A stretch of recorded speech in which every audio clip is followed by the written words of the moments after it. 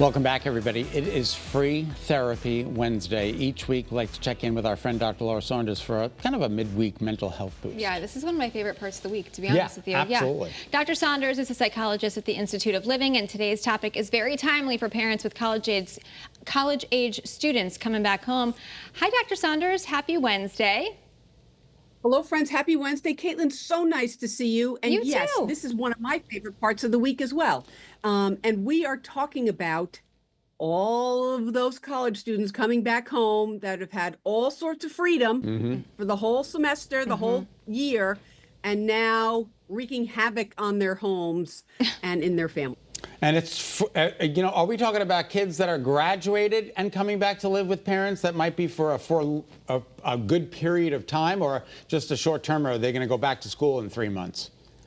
Well, it could be both. I mean, personally, I'm thinking about the college student that is now home for the summer, who gets to do whatever they want during the school year, come and go as they please. And, all of those college students that are on, summer break, who come in at whatever hours they want, they sleep to whatever hours they want. And so I think this is the time to set some expectations and establish some lines of communication. All right, so we're talking about establishing some boundaries, and that probably goes both ways, right, Dr. Saunders? It does go both ways. And the interesting thing is, we sometimes as parents think of our children when we see them in our mind's eye as much younger, without realizing that they are adults or young adults. So it's setting some boundaries, having some expectations for what they're going to do around the house, how they're going to help, if they're going to work and how much they're going to work.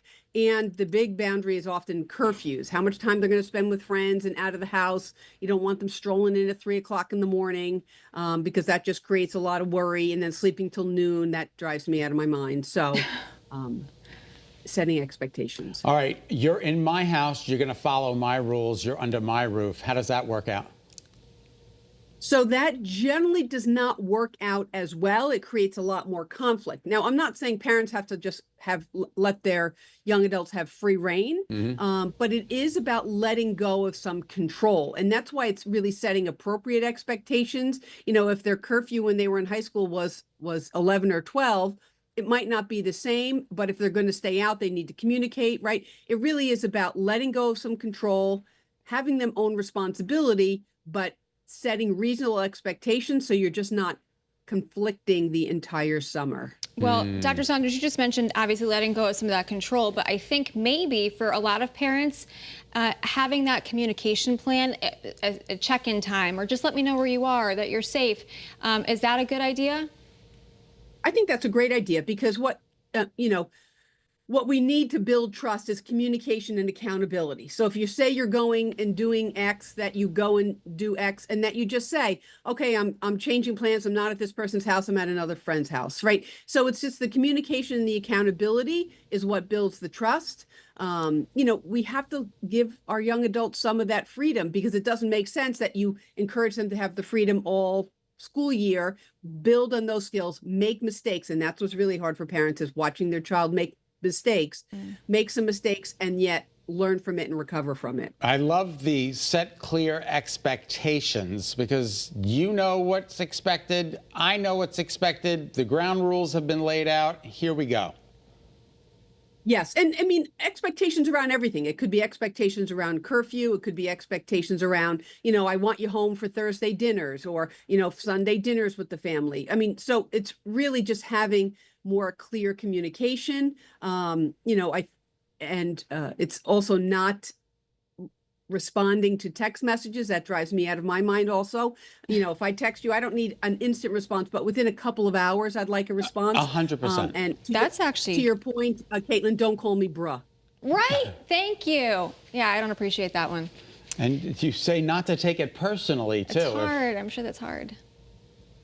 It is hard right, because they're growing and they're learning and they're changing, and they want to be independent, and they want to kind of go against, your rules and your expectations to some degree, because that's how they learn. So it's hard not to personalize it. I mean, I say this to myself every day. It's not about not personalizing it and just letting your young adult grow and learn. They're not necessarily rebelling against you. They are being more independent.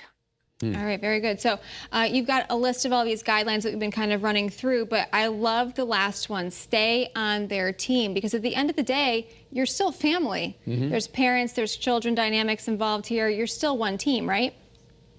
Right. And if you get so aggravated that you say, you've quote unquote broken curfew, now I don't want you here anymore, and you create all these conflicts, that's just making things all the harder. All right. So it's keeping lines of communication open, being clear about what you expect, setting some boundaries, and creating a safe space for them. Very good.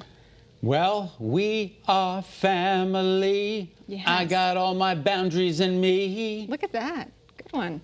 Look at that. Thanks, Dr. Saunders. Good advice, especially for all those families with returning kids. Yes, now 'tis the season. Yeah. Thanks, Dr. Laura Saunders. Good to see you. Have a great day. You too. Coming up next year on this Wednesday.